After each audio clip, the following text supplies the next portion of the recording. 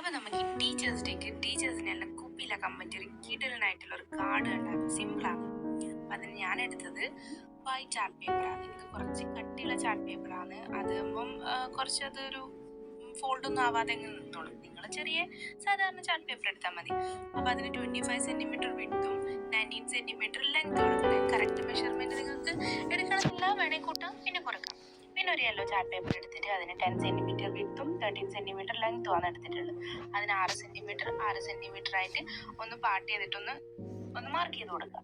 പിന്നെ 1 സെൻറ്റിമീറ്റർ അതെന്താണെന്ന് വെച്ചാൽ ഫോൾഡ് ചെയ്യാൻ നല്ല എളുപ്പത്തിന് വേണ്ടിയിട്ട് കേട്ടോ അങ്ങനെ ചെയ്യുന്നത്.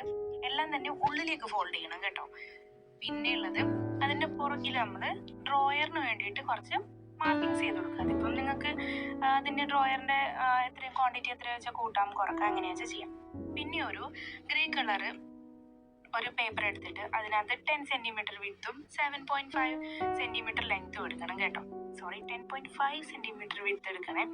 അതൊന്ന് ആ പേപ്പറിനകത്ത് കുറച്ചൊരു ക്യാപ്പ് ഇട്ടിട്ട് സ്റ്റിക്ക് ചെയ്ത് കൊടുക്കാം. പിന്നെ ഒരു ബ്ലാക്ക് പേപ്പർ 10 സെൻറ്റിമീറ്റർ വിഡ്ത്തും 7 സെൻറ്റിമീറ്റർ ലെങ്ത്തും, അതായത് ഗ്രേനേക്കാളും 0.5 സെൻറ്റിമീറ്ററിൻ്റെ ഒരു ഡിഫറൻസിൽ കട്ട് ചെയ്തെടുക്കണം. അപ്പോൾ നമുക്കത് ബ്ലാക്ക് ബോർഡായിട്ട് യൂസ് ചെയ്യാൻ വേണ്ടിയിട്ടാണ് കേട്ടോ. എന്നിട്ട് നമ്മൾ ആ യെല്ലോ പേപ്പറില്ലേ, അത് നിങ്ങൾക്ക് കണ്ടപ്പോൾ മനസ്സിലായിട്ടുണ്ടാവും ടേബിളാണെന്ന്. അപ്പം ഞാൻ ചെയ്ത പോലെ തന്നെ ആ രണ്ട് ഭാഗവും ഇതേപോലെ ഇങ്ങനെ വെച്ചിട്ട് സ്റ്റിക്ക് ചെയ്ത് കൊടുത്തു കഴിഞ്ഞാൽ എളുപ്പത്തിൽ പണി ചെയ്യും. അപ്പം ശ്രദ്ധിച്ചാൽ മാത്രമേ നിങ്ങൾക്കത് മനസ്സിലാവുള്ളൂ. ഭയങ്കര സമയമെടുത്ത് ചെയ്യേണ്ട ഒരു കാര്യമാണ്, പക്ഷേങ്കിൽ സിമ്പിളായിട്ട് നിൽക്കും. നിങ്ങൾ ശ്രദ്ധിച്ച് ചെയ്യാവുന്നതേ ഉള്ളൂ.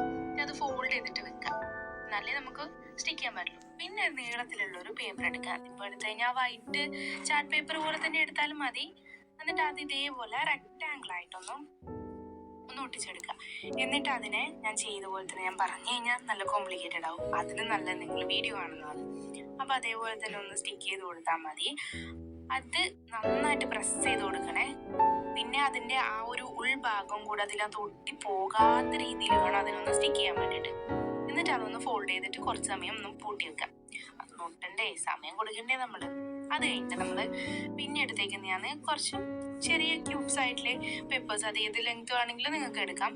നമ്മളത് ടേബിളിനകത്ത് സ്റ്റിക്ക് ചെയ്തായതുകൊണ്ട് ചെറിയതായിട്ട് എടുക്കുന്നതായിരിക്കും ബെറ്റർ. അതെന്താ വെച്ചാൽ നമ്മൾ ടീച്ചറിൻ്റെ ടേബിളിനകത്ത് അസൈൻമെന്റ്സോ നോട്ട്സോ അങ്ങനെ നമുക്ക് വെച്ച് ചെയ്യാം. ഞാനിപ്പോൾ അസൈൻമെന്റ് എന്ന രീതിയിൽ വെച്ചതാണ്. നിങ്ങൾ വേണമെങ്കിൽ ഇതായിട്ട് ചെയ്യാം. ഞാനിവിടെ എടുത്തിട്ടുള്ള ഒരു കാർട്ടൂൺ ക്യാരക്ടറാണ്. നിങ്ങൾക്ക് വേണമെങ്കിൽ നിങ്ങളുടെ ടീച്ചറിൻ്റെ ഫോട്ടോ തന്നെ അവിടെ സ്റ്റിക്ക് ചെയ്യാം, കുഴപ്പമൊന്നുമില്ല. പിന്നെ നമുക്ക് ഒരു സ്നേഹത്തിൻ്റെ പുറത്ത് നമുക്കൊരു കാർട്ടൂണിക് ക്യാരക്ടർ കൊടുക്കാം എന്ന് തോന്നും. ഞാനതിൽ കുറച്ച് അലങ്കോല പണികളൊക്കെ ചെയ്തിട്ട് ലാസ്റ്റ് ഫിനിഷ് ചെയ്തിട്ടുണ്ട്. കുറച്ച് സ്റ്റിക്കേഴ്സും നോട്ട്സും ഒക്കെ ആഡ് ചെയ്തിട്ടുണ്ട്.